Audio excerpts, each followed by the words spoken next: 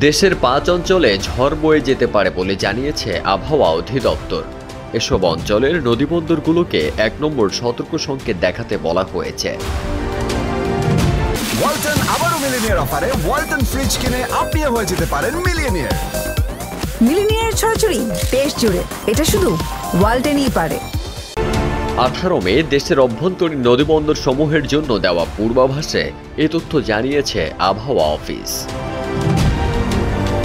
এতে বলা হয়, রংপুর, ময়মনসিংহ, চট্টগ্রাম, কক্সবাজার এবং সিলেট অঞ্চলের উপর দিয়ে পশ্চিম বা উত্তর পশ্চিম দিক থেকে ঘন্টায় ৪৫ থেকে ৬০ কিলোমিটার বেগে বৃষ্টি বা বজ্রসহ বৃষ্টির সঙ্গে অস্থায়ীভাবে দমকা বা ঝড়ো হাওয়া বয়ে যেতে পারে। তাই এসব এলাকার নদীবন্দর সমূহকে ১ নম্বর সতর্ক সংকেত দেখাতে বলা হয়েছে।